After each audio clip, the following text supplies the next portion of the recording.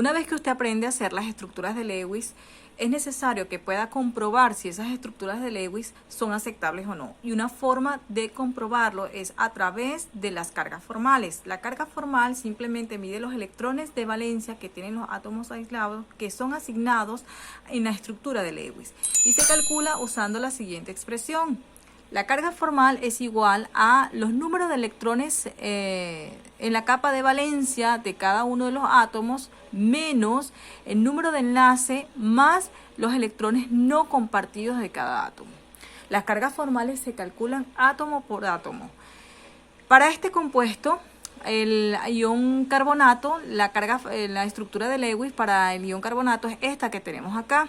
¿Cómo determinar la carga formal para cada uno de los átomos que forman el ion carbonato?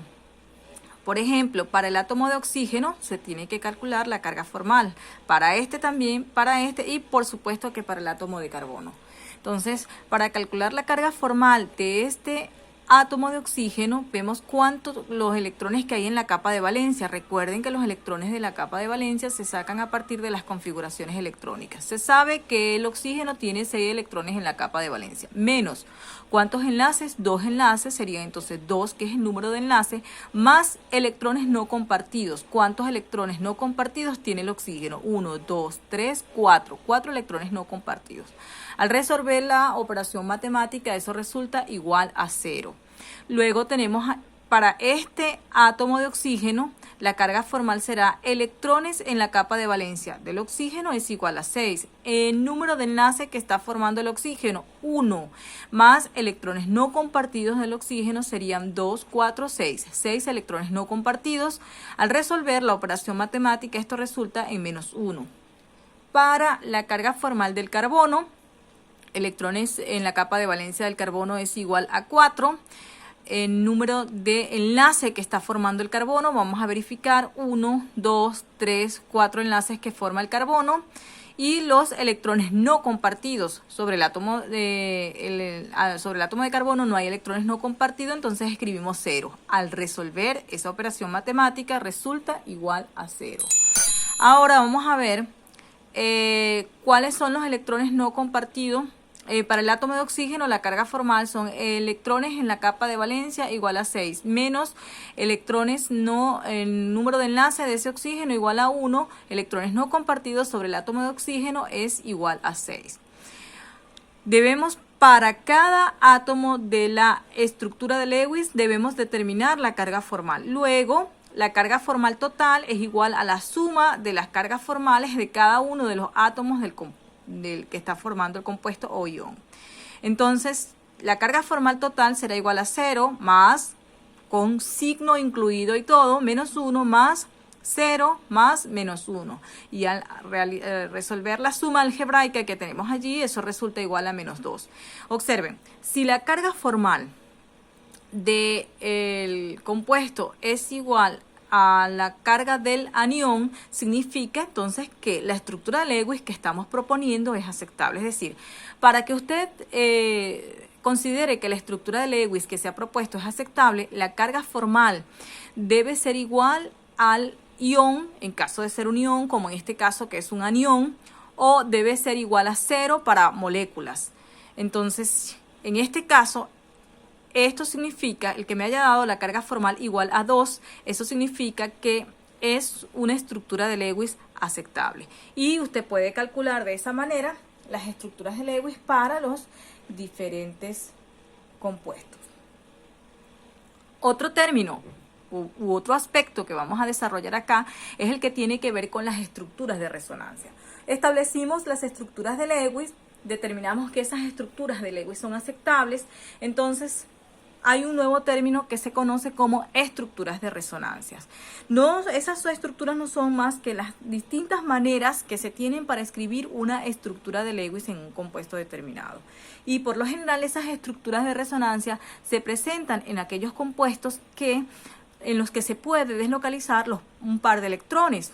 Entonces, para la molécula de ozono, observe que yo puedo escribir la molécula de ozono colocando el enlace de este lado o colocando el enlace de este lado. Cuando eso sucede, entonces estamos hablando de que hay estructura de resonancia. Entonces, las estructuras de resonancia simplemente no se mueven los átomos, las posiciones de los átomos, sino hay un reordenamiento de las densidades de una de las densidades de nubes electrónicas. En este caso, hay un par de electrones que es fácilmente deslocalizable, que es este que está acá, un par de electrones enlazables. Entonces, en ese momento decimos que ese compuesto o ion presenta híbridos de resonancia o estructuras resonantes. ¿Y cómo se indican? Algunas literaturas lo indican colocando un corchete acá y una doble flecha. En este caso lo estamos indicando con una doble flecha. Esto significa que esta es estructura resonante de esta, que hay dos maneras distintas de escribir la estructura de Lewis para la molécula de ozono. Aparte de las estructuras de Lewis, también hay otros conceptos fundamentales que debemos manejar, que son las energías y longitud de enlace. Hemos dicho en reiteradas oportunidades que los átomos forman enlaces para ellos ganar estabilidad, es decir, que cuando se forma un enlace y ese enlace es estable, la estructura resultante debe tener menos energía que los átomos por separados, y esa energía que se desprende en esa formación de enlace se conoce como la energía de enlace. Entonces, esa es la misma energía que se debe romper, o sea, que se debe eliminar para poder romper ese enlace. La longitud de enlace se refiere a las distancias interatómicas, y estas distancias se pueden representar a través de la curva de Morse, donde el pico máximo de eso recibe el nombre, y las distancias interatómicas entre esos dos átomos reciben el nombre de longitud de enlace.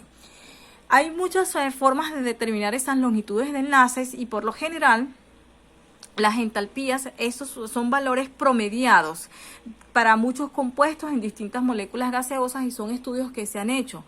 Observemos aquí las entalpías de enlaces promedios para los enlaces carbono-carbono, enlace simple, carbono doble enlace, carbono, carbono doble enlace, triple enlace, carbono.